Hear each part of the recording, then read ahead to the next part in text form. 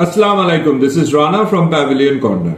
The 2025-26 Ashes has been a saga of resilience, reinvention and ultimately dominance. We came into the final test with the series already decided at 3-1, but at the SCG there is no such thing as a dead rubber.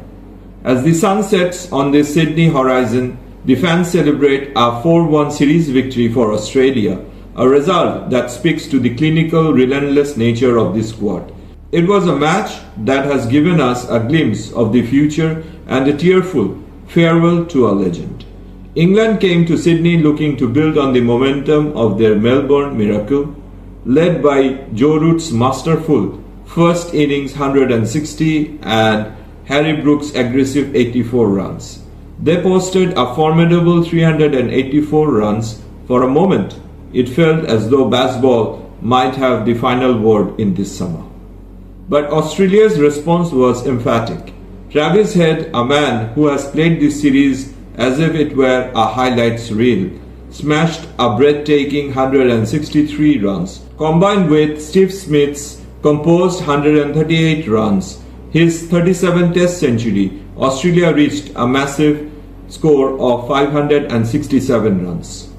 After the first innings, we thought the game was drifting, but the young Jacob Bethel had other ideas. His 154 runs in the second innings was one of the most courageous knocks by a visiting player in recent memory.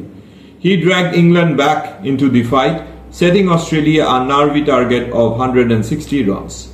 We saw the beauty of Test cricket. A chase of 160 should be simple, but at SCG the pitch had other plans. When Steve Smith was bowled out by Will Jacks and Marnus Labuschagne was run out, leaving at 121 runs for loss of 5 wickets, the ghosts of 1994 South Africa Test match began to haunt the Pavilion.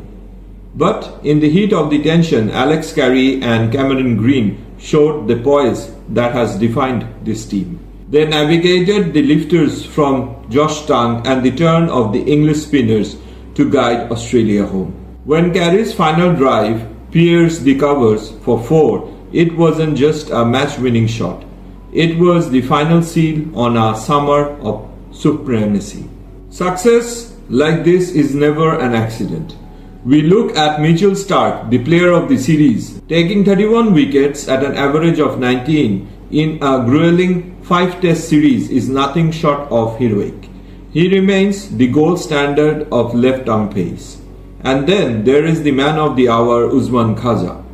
Uzi walked off this ground for the final time, performing his sajda on the turf where the journey began, took the hearts of the nation.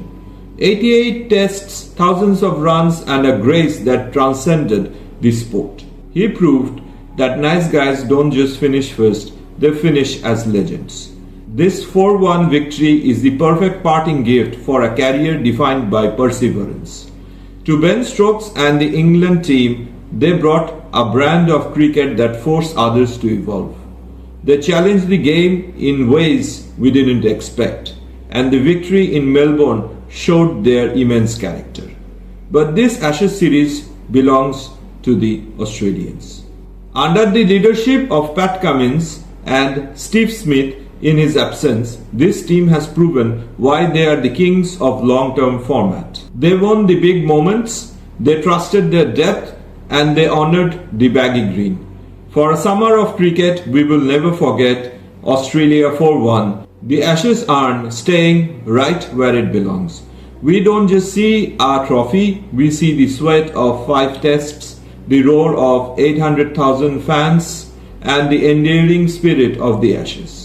To the fans, to the players, and to the game of cricket, thank you.